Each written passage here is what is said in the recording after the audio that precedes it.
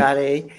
Welcome to Becoming Quantum Conscious on United Public Radio Network and UFO Paranormal Radio Network at 107.7 and 103.5 out of New Orleans, Louisiana. Also on Facebook, YouTube, the UPRN Talk Radio website, and Roku. And, life should always throw you surprises. And everybody always thinks they only want good surprises. You don't want the bad or the ugly surprise. And that's kind of my interpretation of my new StreamYard program that's on here. It's just a very weird surprise. We have Carl Finch on and Lisa Cameron. And Carl is having difficulty getting on, and I don't know if he's going to get on. And I'm kind of,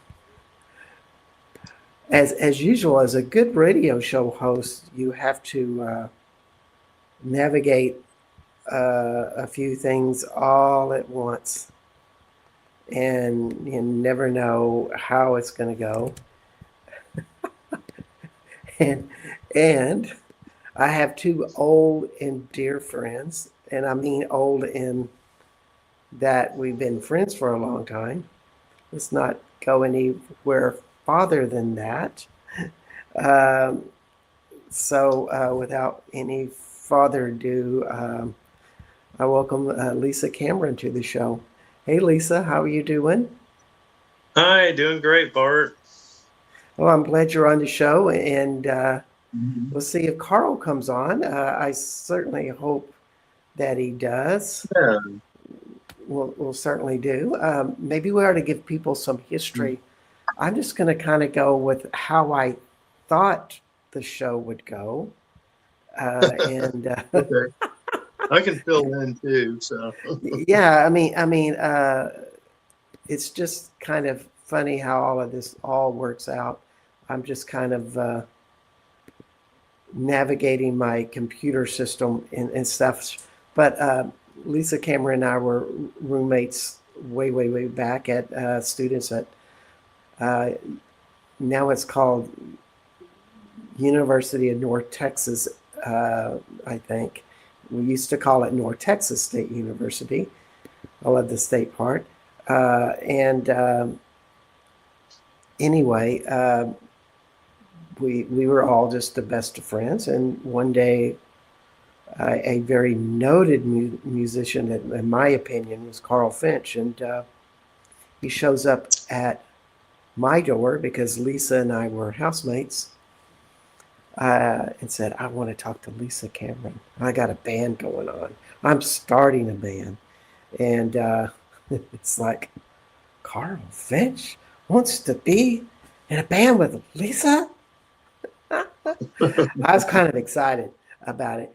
And they embarked on, something I thought was just radical. They started a polka and Latin band, and rock band, and other types of music band, and wanted to make it into a danceable format, which they did.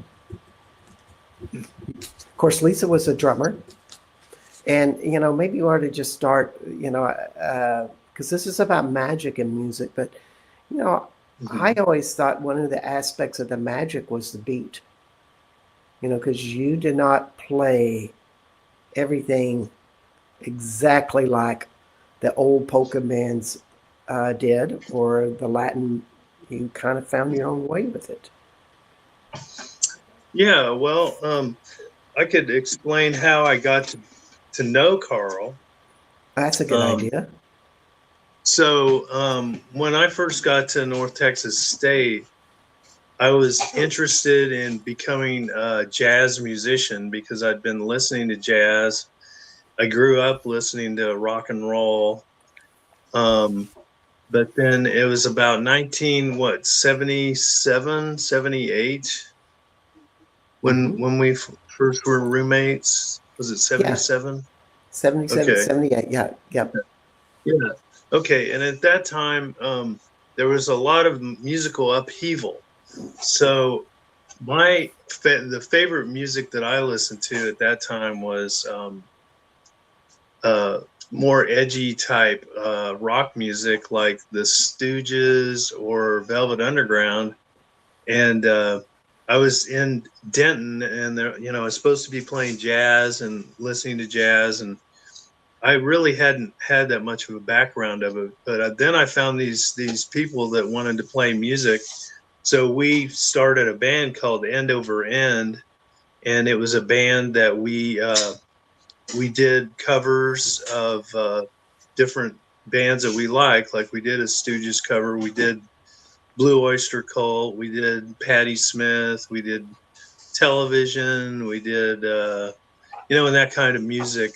Yeah, Uh, yeah. I the remember the band. I Yeah, was there. and yeah, you were there, and it was a great band, very unusual people in it. There were some that were just really hardcore jazz people that were wanting to play, you know, punk rock. So Yeah, yeah. it could have even been the first punk rock band in Denton. I don't know, but so anyway, I would see this band. This Carl Finch had a band. He was an art student, and he had this kind of a performance art band that was called Room. And Room was very interesting. They would have like a situation, like almost a performance art situation, where I remember one time they had a show, and they were uh, they were hidden somewhere, but they were streaming. The actual show were video monitors in the um, um, The the stage. auditorium. Right. Yeah, the I, stage. rem- I You at that remember point? that I was there. I mean, you guys played in the Yeah. entryway in this little bitty small entryway, and we packed in there to see you Right. guys, and then we're going. And then after that was show's over, oh, we're going to go down into the theater.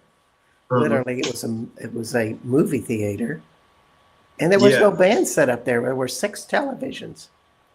Right. And that was before I was in the band. I wasn't in that. That No, that no, was no. Room. Are you sure? Yeah, yeah, no, you weren't in that band.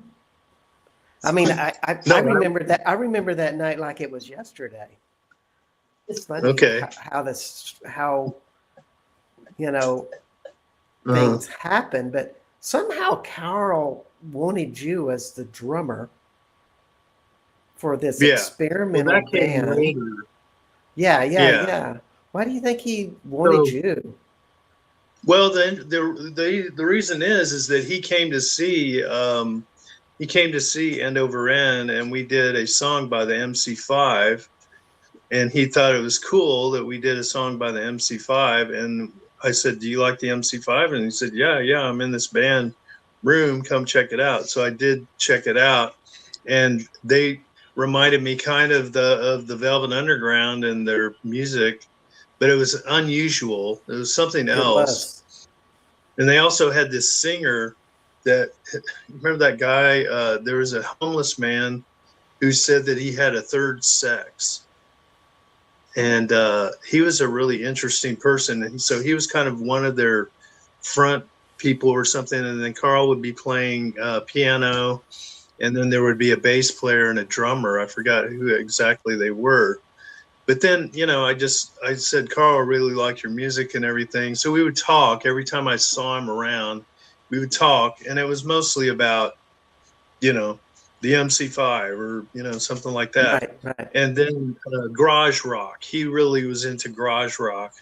So then after that, I went to Mexico um, with my partner, and I started listening to Mexican polkas, just Mexican music, conjunto, Right, right. Mexican polkas. And he found out about it, and then I guess one time I saw him, and he said, "Oh, what have you been listening to lately?" And so I've been really getting into Mexican polkas. And he goes, "Really?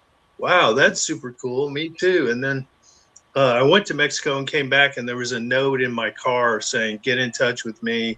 about this band. I had just been kicked out of school for low grades. So I was thinking, okay, so I'm gonna get in this band. And then so I came over there, and he said he wanted to do this polka band, and he wanted to do a band that just played polkas and waltzes, and we were going to tour the entire Texas State mental health facility situation. So we did that, and we did a 2-week tour. He gave me some money and expenses to go do these.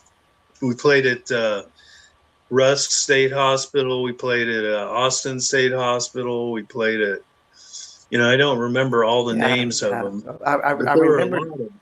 it was a mental health tour, and Yeah, I was living that, through you guys. And of course, what yeah, people don't know is that I was kind of the lead dancer, to say the least. I was the true. guy who was in the audience, a big Uh-huh. fan, loving to dance Yeah. because it opened me up, and Mhm. I danced. And and if one person gets up with somebody and they're dancing, and everybody else Mhm. is tapping their foot, but they're too afraid to jump into it. Mhm. You just need two people to get up there and start dancing. Everybody goes, "Oh, I'm ready now," and they all jump up, and then it becomes Right. this raucous party. At that point, everybody's engaged True. instead of being in a mental place of I'm just Yeah. listening to the music and sipping on a beer, which is not what Brave Combo was. They wanted Right. something else, which was, you know, and this really gets into, what I wanted to talk about is not so much how it happened, and both you and Carl were, and I wish he was here. Hopefully he'll join in. He was listening Yeah. to polka records that he bought at a Woolworths for 88 cents.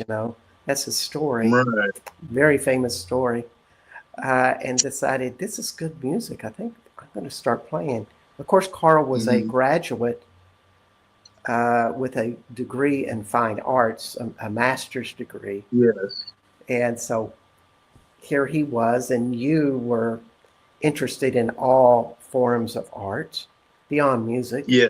Uh, Yes. and so you just kind of jumped into this. Mhm. And, that's where the wildness began. True. Now, I just wanted to say there's somebody in the room here that wanted to say, who is the other person that you would be dancing with? A lot of times with Leanne Cameron or Leanne Oh, Simmers at the time. yeah, I think that's the person who's here. Hi, Leanne. Uh, yeah, Can't leave me out. That's all. that's so Okay. hey, hey. Mhm. So it's So just this. Carl, well, anyway, about the polkas thing, Carl told me that he was really tired of what was going on in rock and roll. He did not like classic rock. He did not like popular music. And he said he wanted to make it so that people would love a music that was played that were traditionally hated, like polkas and waltzes. And so he wanted to make it so that people would like that and enjoy listening to the accordion, which was, at the time, was the most hated instrument. And also waltzes, where a lot of people don't connect waltzes with any kind of energy or anything, but actually waltzes had a lot of energy, and polkas definitely had energy, and they were a lot of times polkas were like a sexual energy.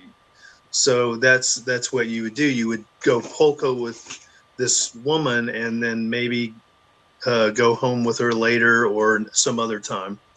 But that's what the whole thing about polka was. It was kind of it was like a dance to get you interested and moving, and that kind of thing. It was almost like punk rock in a way. So that's really interesting that we were in the same time where, you know, people were pogoing and moving around to punk rock. And then also Carl discovered this whole thing about these polka festivals. And we would go to these, play these polka festivals, and people would just go nuts. And that, you know, most polka bands at that time were just kind of like doing the traditional thing, which, you know, was kind of not too exciting, really. It was just kind of like, just this kind of thing that they would do traditionally. And then when we came in, I had all this extra energy that I put into it because my favorite drummers were, you know, rock drummers. So I added that in, and I also added in other things that I was learning about Latin music and reggae and you know, African music. And so I Yeah. just decided to just pull that all together. And I think that this was, in a way, an act of magic, because it was the first time. I think Carl Finch was the first actual musician that I met in my life. And I don't think that, I mean, I do know that he studied people like Edgar Casey, and he was very interested in the effects of vitamin C, and he was very interested in the power of positive thinking, which is basically creating your own reality. And It his reality, huh? Go it ahead. it really is. I mean, Carl Mhm. would never, if anything didn't work, he was one of the most amazing people to just let it go and say, okay, Uh-huh. that didn't work. You know, what's next? Right. He And never he's still allowed, like, yeah, he never allowed something to stop him, which mm-hmm. for most people, if they flounder or hit a wall, they quit Mm-hmm. climbing. He Yeah. just, And so he became this driven person, and we did get very famous. And now they're to the point now where they win a Grammy every year for best polka band, yeah, even though they've been together since 1977, I believe, 76. I believe our 79. first year. Yeah, 79. our first I remember 79. it because I graduated in 78, not knowing what I'm Okay. going to do. And Mm-hmm. Carl, you guys started in 79. And in my big expansion to go beyond my college education, I was working in a laundry. Very Right. monumental, but I was involved with Brave Combo. Uh, You were. and part of that impetus, you know, and something that, you know, of the non-musical people, and I want to Mm-hmm. go more into the creativity and just kind of step away from the mechanics of music. But one thing that's different from polkas and rock music and jazz music Mm-hmm. is Yeah. rock is on the downbeat, as is jazz. Yeah. It's like boom, pop, and then polkas is boom, pop, boom, pop. You know, so it's on the upbeat, Mm-hmm. and there's Yeah. and yet Carl and you and other members of the band made it more applicable, kind of going beyond that. It kind of Mm-hmm. jumped into something like ska music at times and things like that. It didn't Yeah, we were just stay, inventing new rhythms. yeah. And that's a really interesting thing about, you know, when we think about music and creativity, it's good to look at something of a musical uh, composition, or not a composition, but that magical, when you put it in a cauldron and you're mixing it all up to make it happen, Mm-hmm. that you not make it Mm. predictable, that you could try anything. Yeah, it was kind of like a crucible in a way, that we would just add our things in there and just stir them up, you know, into something, some concoction. And it did really have an effect. And Carl is very good at being just very direct in what he wants and what he wants to do, and he still is. Yeah. We have a current project together, and we haven't played together for 40 years, but we have a project with Jad Fair, who is another sort of musician, magician type music, and so he's still doing that. He's still playing with Brave Combo. I'm still doing trying different things out and seeing if they work, and if they don't work, I'll just go on and do something else. And to me, it's all about the sound. I have never been really too invested in who listens to it or how much money I make from it, because that kind of music usually doesn't make any money. So it is getting to the point now where some people are making that kind of music and making money, but I'm not one of them. So Well, I just keep doing it. you're making a living. You're not on the street. Yeah. You have your own home. No, I'm You yeah, can buy and I have any musical instrument you want. I'm more of I've been doing body work and massage for almost 30 years now, and I do that for my main, and then I actually think that is where I kind of incubate some of my musical ideas, is with my body work and the way that the body responds to different pressures and different rhythms. And so somebody yesterday, I was giving them body work, and they said, this is like music. And she was a musician, and a really interesting one, but she noticed these different, things that I told you about, these different parameters or whatever.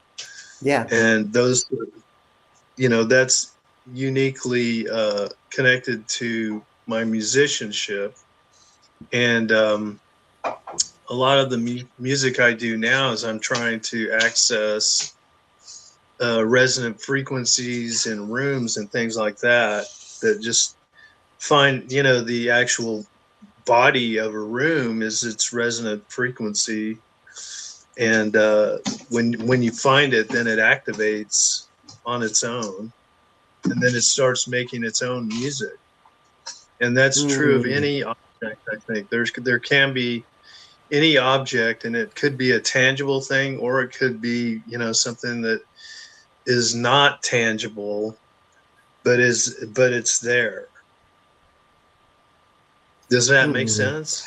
It does, and it just brings up a lot of questions, because body is like a music in that it has a vibration, and you're basically responding to the vibration, just as you're responding to a room with that, and which really takes you to the point of, well, what about an audience? When you're out live, is there something that you kind of perceive out into the audience or feel in the audience that influences what you're going to do? Or I would invite them to even walk around and listen to the things that are happening in the room. But that doesn't often happen. But I do say, you're free to wander around and listen to the different frequencies as you go into different parts of the room. So that doesn't have a lot to do with drumming, but to me it is kind of a magical act, because it's somewhat of a ritual, because you're trying to find inner things in something that isn't really obvious, or that aren't really obvious. It's kind of an aspect of feng shui, in that we design our houses and our rooms to have a certain flow. But you're saying at any given time, it's always changing. Bodies change. And you seem to fit into that type of reality or that type of Mm. awareness. Or it just seems that's where I am right now. And I still play in the rock band, like I'm in the rock band ST37, which is pretty danceable, as you found. Yeah, yeah, it And is. I'm still connected to the drums and rhythms and that kind of thing. But I also have always been interested into rhythms that kind of put you into a trance. So that would include like African music, like Moroccan music, or even some Latin music will do that. Yeah, Uh, yeah. when you get into these salsa rhythms that are just so complex that you're just transported somewhere into a dance. Uh, Well, I think it's what a lot of people are seeking is, my God, is this so? Do we have Carl Finch? Yay! Is All Carl there? right, Carl. Without a camera, but his voice is there. Are you there, Carl? I don't hear Carl. Oh. Uh, I am going to keep him on, uh, and we'll see if the voice shows up. Let's see. Maybe I need to unmute Mike. Okay, Carl, you are still muted. Hello? Hello, Carl. Can you hear me? Yes, you can. Carl. Hey, Hey, Lisa, there Carl. you are. Hey. Bart's head is as big as your whole body. Oh, yes, it's so weird. They have I've changed. shrunk in my old They age. they Can have. you can you Yeah, see yeah. me? Can No, you see not me? at all. I can How do I hear do you, which this? is the most important thing. Well, let's see. Hang on. Well, that's all right. Uh, You know, we're Hold not as pretty as we used to be anyway. on. So, Hang on. so, Hang on. so I'm getting ungraciously slapped with that concept every day. Okay, hang on. Yeah. No. Huh? Well, Oh, well. Well, we just want to welcome Carl Finch. And Carl Finch, we've been talking about you almost like we're having a effigy about you, and that, we're looking at your tombstone or something. Such a wonderful feeling because we're talking about Carl Finch stories and like, oh, that Carl, with this, and making the best of it without your presence. Welcome to the show, Carl. thank you, Bart. I wish that you could see me. I dressed up for the occasion. I'm glad you're here. I'm gonna. I don't know why this isn't. What's going on? Let me see what Eh, I'm not doing right. Y'all, you go ahead and y'all chat for a minute. Why don't Lisa and I have a question. I was just about to ask you a question, Lisa. And Yeah, go Carl, do that. after Lisa pipes in, maybe you have a comment to make as well. When you talk about going into trances with the music, Mhm. you know, I know what that's like as a dancer, that when you get to Mhm. that place, because I think this is what an important part of magic is, an important part of what music teaches us. It's to go Mhm. into that space where you're no longer you. Mhm. Does that make any kind of sense? Oh, absolutely. Yeah, you transcend your form into something else. What's that like for you?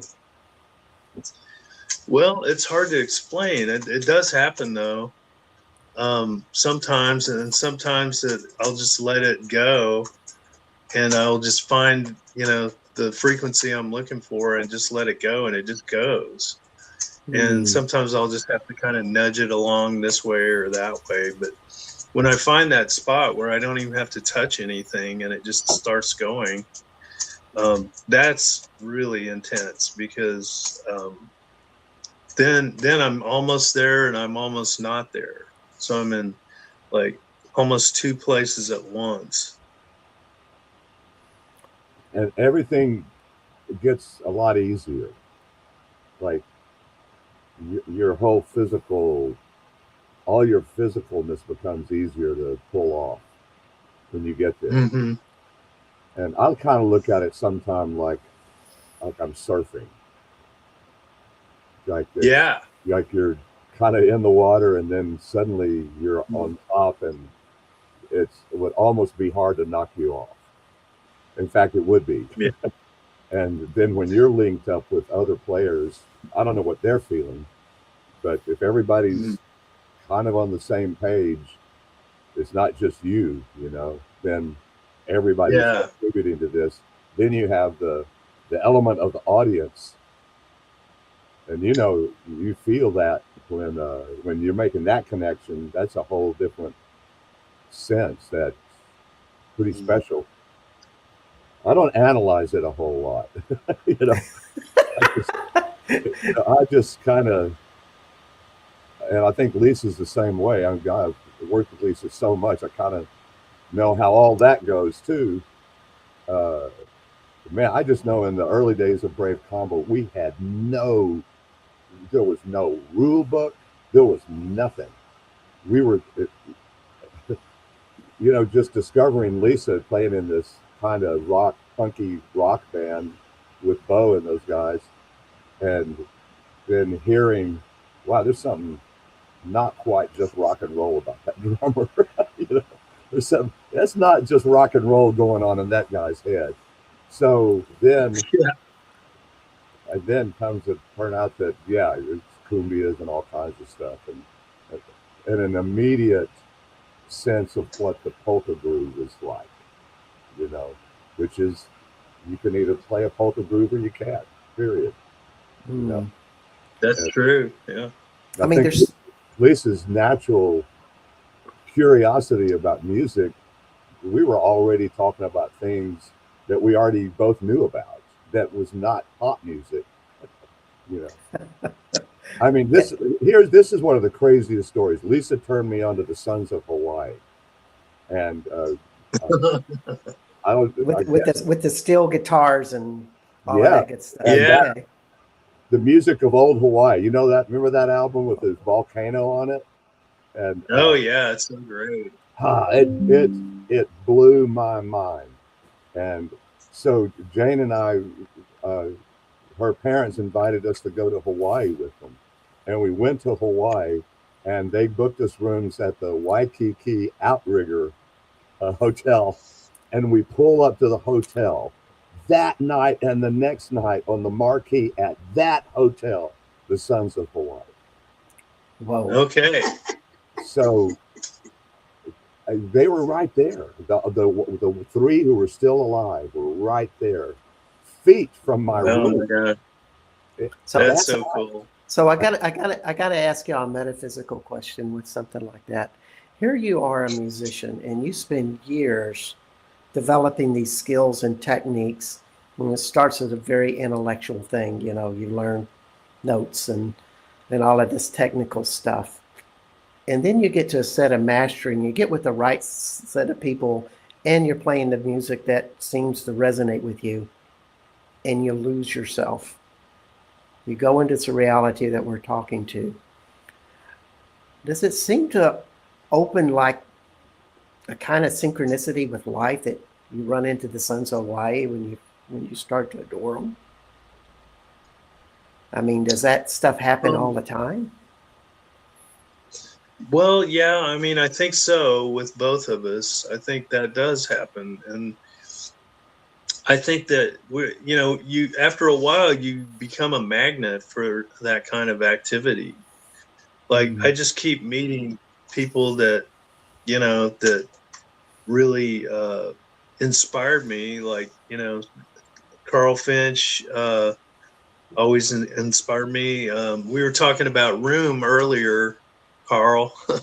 Now, that's how we met, yeah. I think, Oh is wow.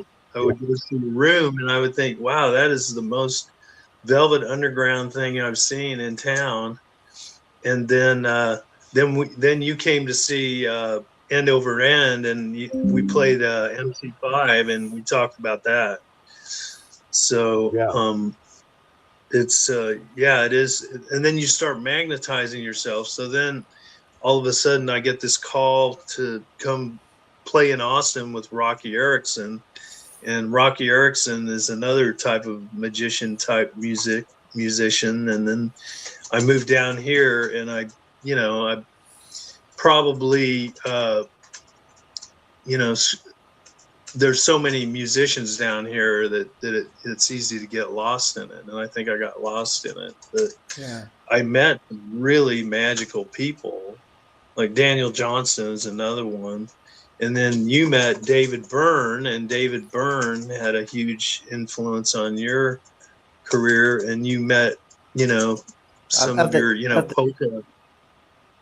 Yeah. I mean, of the talking heads of David Byrne, if anybody's wondering. Yeah. yeah, I think that the word magnet is it. And I've thought about Yeah. that a lot. Like, this has been Brave Combo has been a ridiculous career. It's just, uh, I mean, I think I talked to Bart about this the last time, but uh, I put a lot of stock into uh, sort of a behaviorist thing I went through before I even met you, Lisa. Before Brave Combo, well, probably around. If you saw Room, it was at the end of Room. You know, Oh, okay. I was starting to wonder why we weren't supposed to judge. Like, why are we not supposed to Uh-huh. judge? Like, I know everybody says don't do it, but and if you, it's a common theme in all religions. It's kind of the central theme in all religions is getting to this place that you're not judging. And Uh-huh. I wanted to know why. And that's when I did this behaviorist thing where I stopped using judgmental words like good and bad, right and wrong, mainly, but even subtle judgmental words like proper, improper, uh, appropriate, not appropriate, however you could break it down, where judgment came into the picture. And I became pretty ridiculously obsessed with this, frankly. And then once I started feeling the effects of that, I Mhm. I absolutely became a magnet. And then Mm. things that I wanted to happen, as squirrely as this sounds, squirrely. Even meeting Uh, Dave, when I met David Byrne 2 weeks before he got in touch with me, I thought I need to reach him because he's one of the two or three big pop figures who are actually, I think, really interested in music from other cultures and the influence of something other than pop being the beginning and end of it all. You know what I mean? And so Definitely. And two, and and and two you weeks know later, what I think you guys are talking around that you're not saying is there's this kind of two forms of music there, which one is we want to follow our soul path, our creative path, something inside of us that makes us feel alive, and that's the magic of music. And then there's Mhm. other people, and we see this even particularly today with all the computer generated rhythms and backgrounds and everything being Mhm. perfectly in harmony. It kind of makes you fall asleep. Um, but it's that division, and I think that's why I wanted to do Mhm. this show with you two is, you know, you guys chose the road less traveled and Yeah. see what that And was. I continue to do that. I try to find the road that's least traveled, for good or for bad. I mean, I feel like now I'm playing with the most amazing musicians ever now, including Carl and the project that we have with Jad Fair. I'm really super excited about that. That's another instance of magnetism where I was magnetized to those two. And I just had this feeling in my mind that it would be a good project to do. And so then I approached Carl with it, and then I approached Jad, and we did it. We recorded in Denton, and that was a couple of years ago. And it's finally being mixed now. Well, we can't wait to have that come out. Now, we could find that record at bravecombo.com. Is that right, Carl? Well, when it happens, and just so to add to that, and I can tell Lisa this right now, the engineer I'm working with here, everything's rough mixed, and you'll be getting, Lisa, you and Jad will be getting, the tracks sound very good. And Okay. Jeffrey Barnes came in and added, I mean, man, if there were ever a time that Jeff and Lisa could be in the same band at the same time, where they could, these are two people. Lisa, I know you spend a lot of time floating in that place that I do as well. Jeff lives there. Oh yeah, I know he does live there. Yeah. And the stuff that he added is really good. It's pretty cool. Yeah. And to think of, and to give the audience a little bit of background with Jeff Barnes, of course, lifetime musician, has played in Brave Combo for 43 years, something like that. Something like that. Yeah, something like that. He's one of the most disciplined musicians you'll ever meet, but also to say that he's way abstract is being a safe assessment there with that.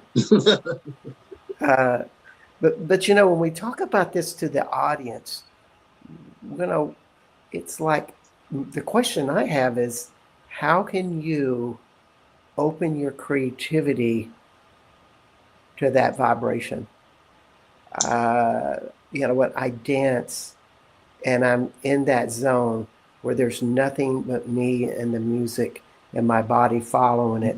There's a vibration that goes through my nervous system that is healing. It's electric. And I think it applies to all of my projects that I do. And for those in the audience, I just invite you to jump into that with that. And also, I wanted to tell everybody that you are on Becoming Quantum Conscious, and my name is Bart Sharp at United Public Radio Network and UFO Paranormal Radio Network, 107.7 and 103.5 out of New Orleans, Louisiana. We are with Carl Finch, creator of Brave Combo, and the first drummer in the band. So also part of the creation of Brave Combo, Lisa Cameron. You can find Carl's work of Brave Combo at www.bravecombo.com. And Lisa's, you can find Lisa's work at www.st37.com, one of the bands that Lisa plays with, and other links. Lisa Cameron has, God, you have traveled with more bands, been on the road more often than anybody I know. Yeah, it's still happening. You know, and what gives you that drive to just keep going? You know, both of you, what is that? Well, one thing I discovered during the pandemic, that the most important thing to me was my art, and that everything else is secondary to that.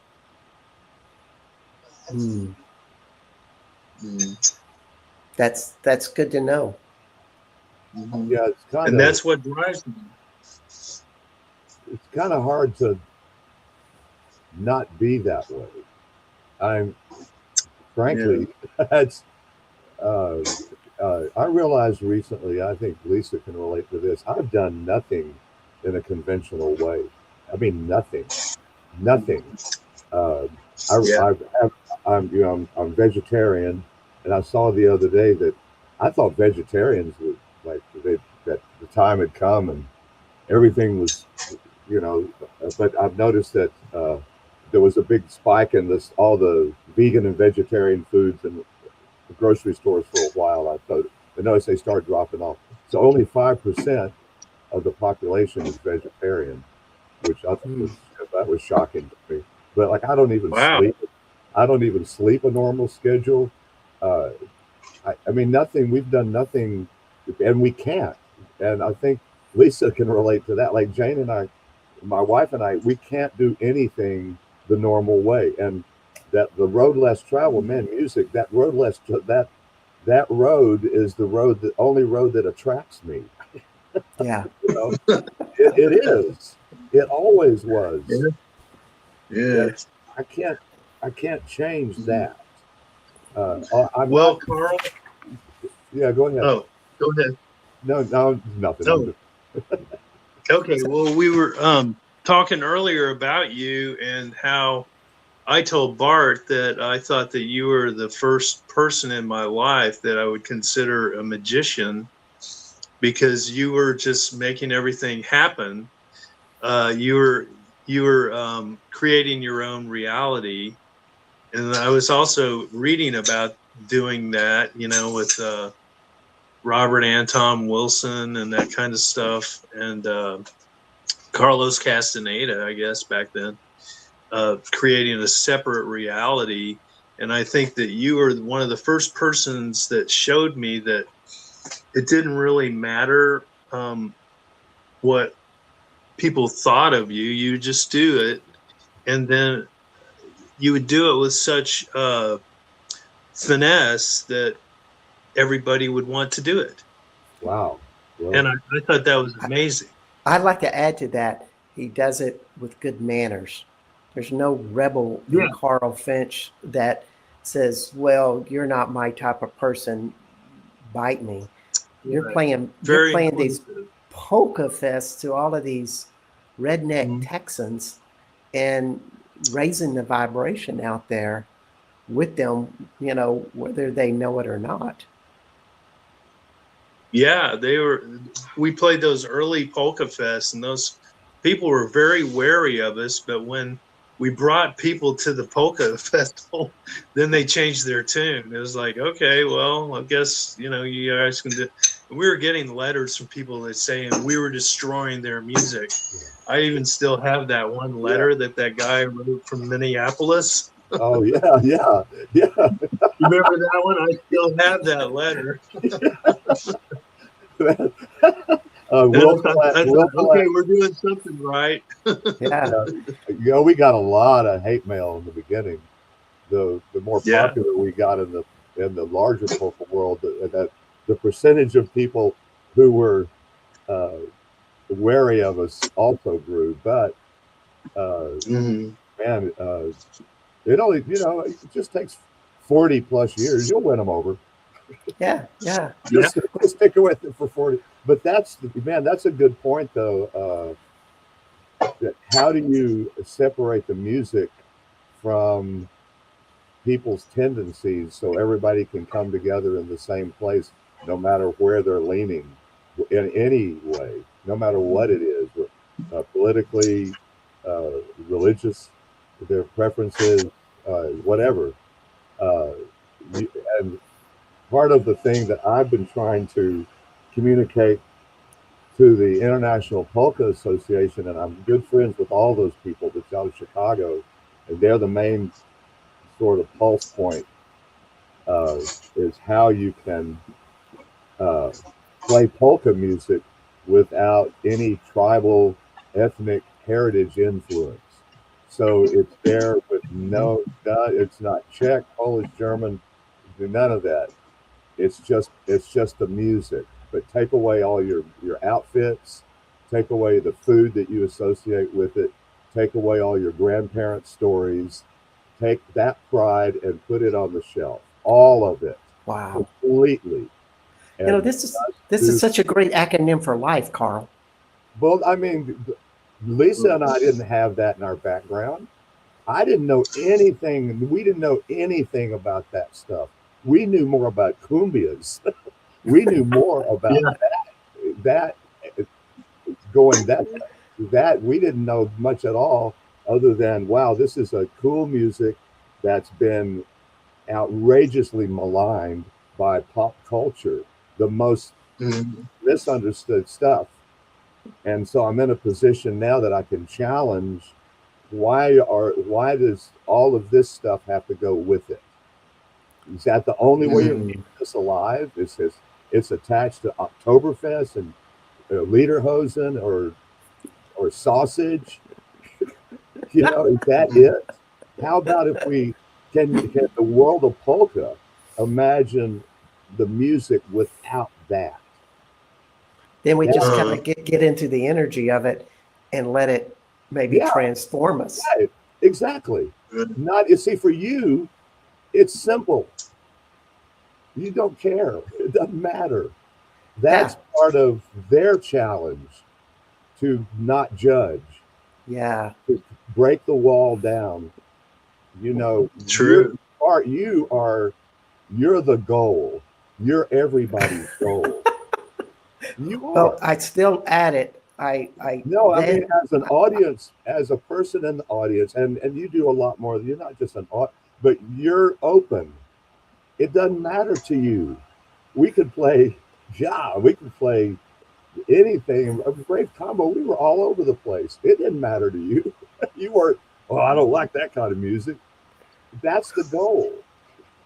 Well, I think it's like learning how music takes you on this wave, and you jump on the wave and you learn how to love that wave, and you want to be an active expression along with the musicians. Therefore, you dance. Right, but that's my level. It's simple as that. Yeah. We only have 3 minutes, and I'm sad to say. Anything you want to promote really quickly about what's going on in your life that think's important, like gigs or projects or something else? Okay, I'll just throw this in. I talk too much, but the other half of my life is rescuing animals, and I am deeply, deeply involved in that. I have a cat. Hang on a second. Oh, you can't see me. I have a cat right here at the office that I recently rescued.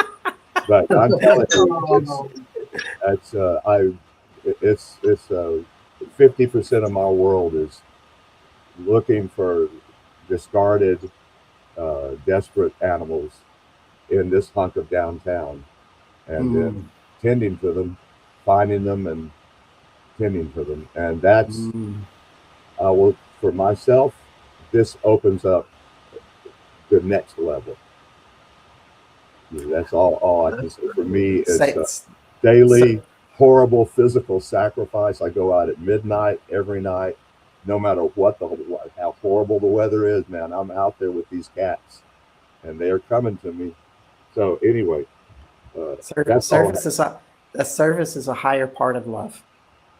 That's all I can say. And you have served so many of us, Carl. Much gratitude is huge. And Lisa, anything that you want to put out there, like this is what I'm doing these days? We've got 45 I am seconds. really excited about this project with Carl and Jad. Yeah, that's the thing. I think I can't wait to hear what it sounds like. I haven't heard it yet, really. I think we all do. Now, you can go to Brave Combo when this comes out and buy it, everybody. Also, you can go to Brave Combo's website and buy their records, see where they're playing, read Carl's newsletter. But more importantly is buy all of these amazing recordings they have. Lisa, you're on ST37's website, but imagine if we Googled you. You travel all over the United States with various bands. Yes. It's an incredible testament of who you are. Well, it's daunting, but I keep doing it anyway because it just seems to me to be very important. And whether it's based in any kind of success doesn't really matter to me. What matters to me is the sound that comes out, and that's what I'm all about, is the sound. Yes, and we have to stop. We just wish everybody the best. Thank you, Carl, Finch. Thank you, Lisa Camera. Bless you all. Thank you. Great.